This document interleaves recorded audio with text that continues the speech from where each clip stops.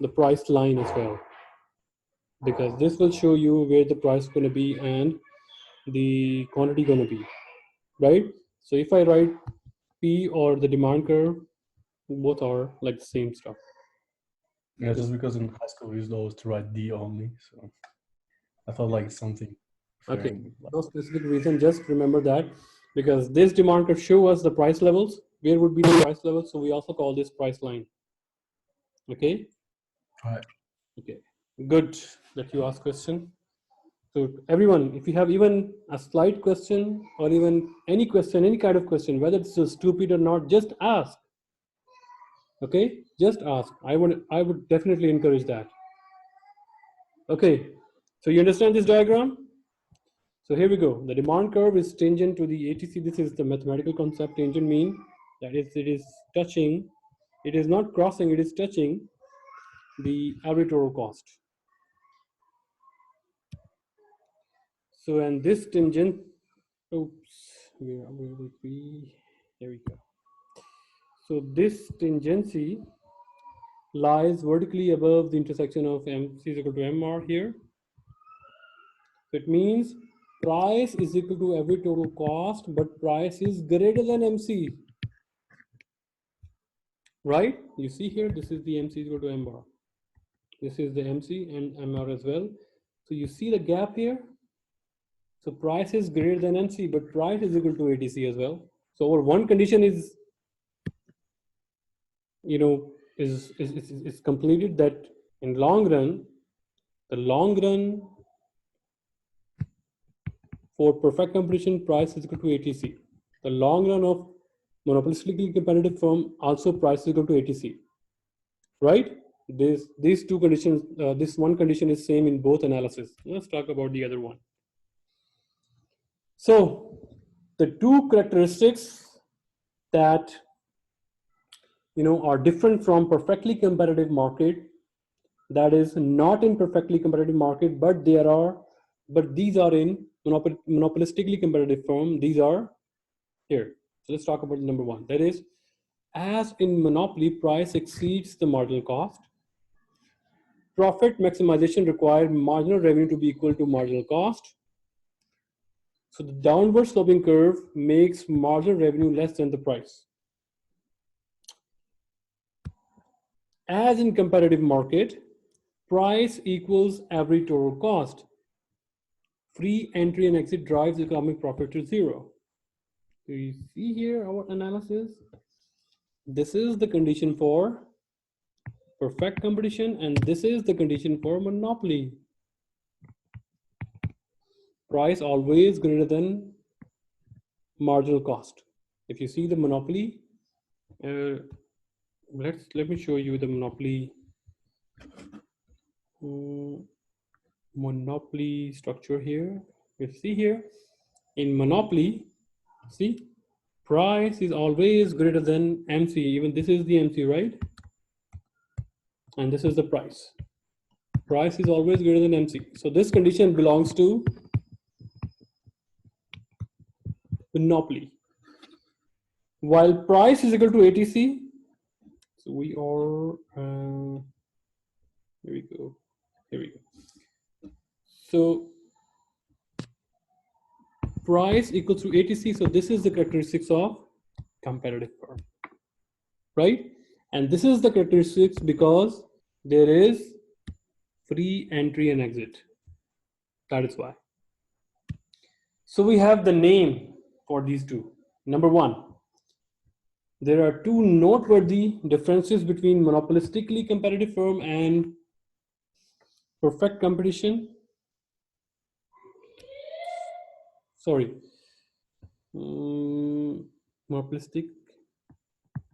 I made a mistake here. Competitive. So this is not the monopolistic. I think I should edit it. Okay, I will edit it in my PDF version that I would send you. So this is not monopolist. This is monopolistically competitive firm and perfect competition. Number one is excess capacity and markup over MC. So let's talk about this. What we were talking about. So regarding perfect competition, what is the long run analysis of the perfect competition? There we go. So you see here the long run analysis of perfect competition is that, let me just draw here as well. This is the same, this is the ATC, this is the MC, sorry, and there is the horizontal straight line. And remember, the characteristics of perfect competition is that price is equal to AR is equal to MR. So when we have a profit maximization, MC is equal to MR, right? In the long run, it is equal to every total cost. So this point is basically this point. So in that case, the long run analysis of the perfect competition is that price is equal to ATC and MC, right? And MC. But here, monopolistically competitive firm, price is equal to ATC, but not equal to MC. So this is the noteworthy differences between the perfect competition and monopolistically competitive firm, right? So you see here price is equal to ATC and MC. But here price is equal to ATC, but price is not equal to MC because MC is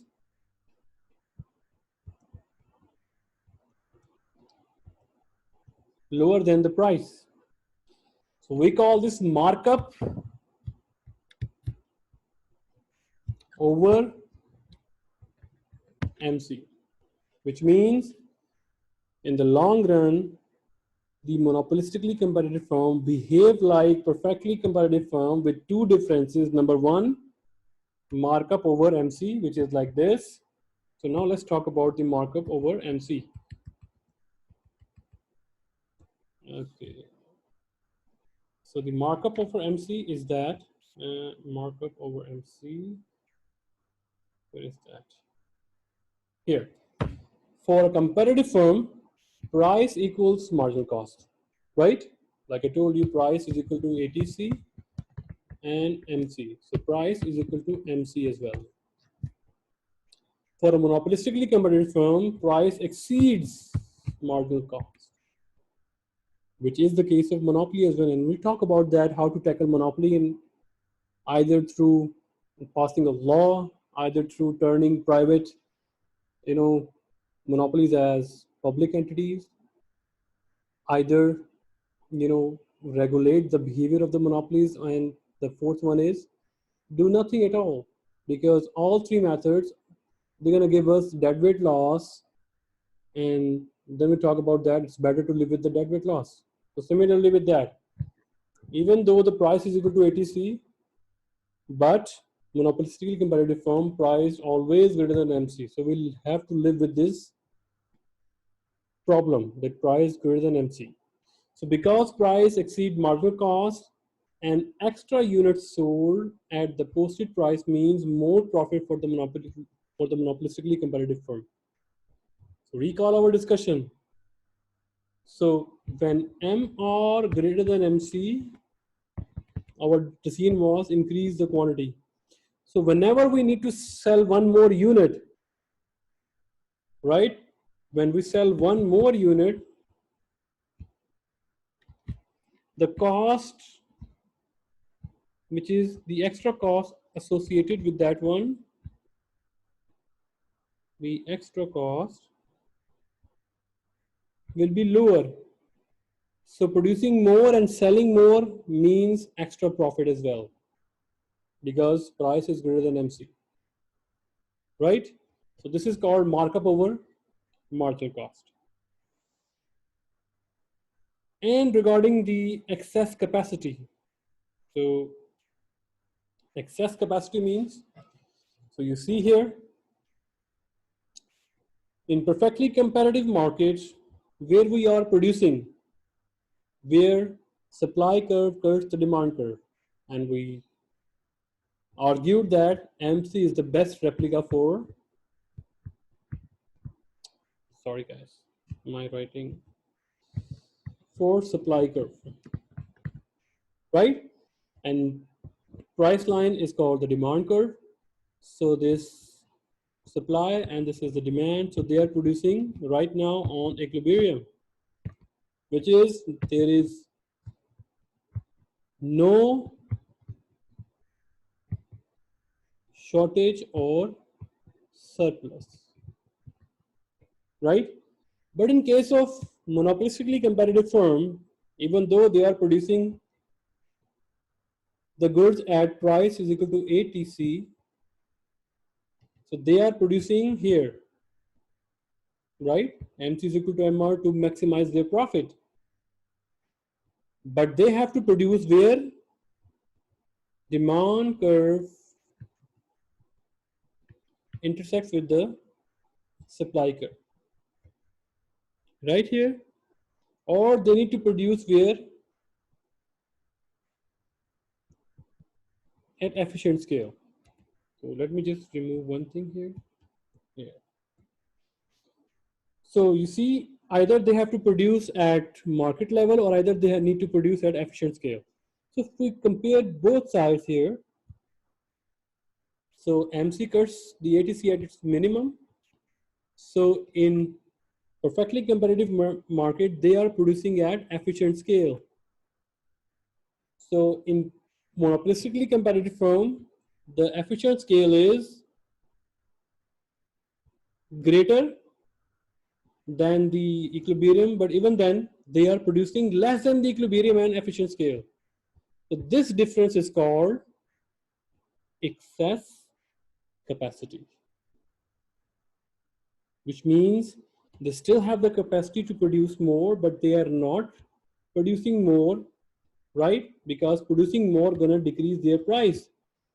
So decreasing their price gonna disturb this price is equal to ATC condition, the long run condition, whether the price going to be increased or decreased, the new entrant firm will come, or if the price is less than the average total cost, existing firm will exit the market. So they have to remain at price is equal to average total cost. So price must be greater than MC and they're going to be excess capacity as well. So two differences that are not in perfectly competitive market, but they are in monopolistically competitive firm is that the perfectly competitive firm produces efficient scale and at equilibrium, while the monopolistically competitive firm is producing less than the efficient scale. They still have, now look at the miracle here. Let me just, so the miracle here is that if they produce more, so this is the average total cost.